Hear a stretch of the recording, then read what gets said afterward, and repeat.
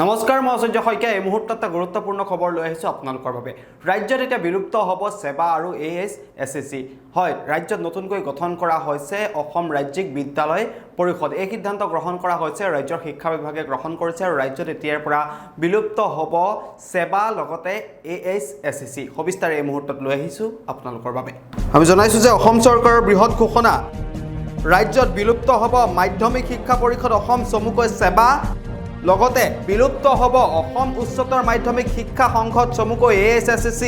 আৰু সেৱা আৰু ASSC একত্ৰিত কৰি গঠন কৰা হ'ল অসম ৰাজ্যিক বিদ্যালয় পৰিষদ আৰু ৰাজ্যত গঠন কৰা হৈছে Assam state school education board চমুকৈ ASSEB আৰু অধ্যক্ষৰ দায়িত্ব অৰ্পণ কৰা হৈছে RC জৈনক লগতে ৰুক্ম গোহাঁই বৰুৱাক উপাধ্যক্ষ হিচাপে নিযুক্তি দিছে চৰকাৰে আমি পুনৰবাৰ জনাইছোঁ যে অসম চৰকাৰে এক বৃহৎ ঘোষণা কৰিছে শিক্ষা বিভাগত এক বিশেষ সালসলনি কৰা হৈছে বহুদিনৰ পৰা চৰ্চা হৈ আছিল আৰু সেৱা আৰু ASSCৰ সন্দৰ্ভত আৰু এতিয়াৰে পৰা ৰাজ্যত বিলুপ্ত হ'ব মাধ্যমিক শিক্ষা পৰিষদ অসম চমুকৈ সেৱা লগতে বিলুপ্ত হ'ব অসম উচ্চতৰ মাধ্যমিক শিক্ষা সংসদ আৰু সেৱা আৰু ASSC একত্ৰিত কৰি গঠন কৰা হৈছে অসম ৰাজ্যিক বিদ্যালয় পৰিষদ অৰ্থাৎ Assam state school education board চমুকৈ ASSEB আৰু এই নতুন পৰিষদৰ অধ্যক্ষৰ দায়িত্ব অৰ্পণ কৰা হৈছে RC জৈনক আৰু ৰুক্ম গোহাঁই বৰুৱাক উপাধ্যক্ষ হিচাপে নিযুক্তি দিছে চৰকাৰে আমি পুনৰবাৰ জনাইছোঁ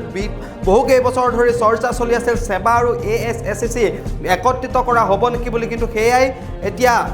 চৰকাৰে সিদ্ধান্ত গ্ৰহণ কৰিছে যে সেৱা আৰু ASSC একত্ৰিত কৰি নতুন পৰিষদ ৰাজ্যত গঠন কৰা হৈছে যাৰ নাম দিয়া হৈছে অসম ৰাজ্যিক বিদ্যালয় পৰিষদ অৰ্থাৎ Assam state school education board চমুকৈ ASSEB আৰু এই যি নতুন পৰিষদ এই নতুন পৰিষদৰ অধ্যক্ষৰ দায়িত্ব অৰ্পণ কৰা হৈছে RC জৈনক আৰু উপাধ্যক্ষ হিচাপে নিযুক্তি দিয়া হৈছে ৰুক্ম গোহাঁই বৰুৱা আৰু এতিয়াৰে পৰা ৰাজ্যত নাথাকিব সেৱা আৰু ASSC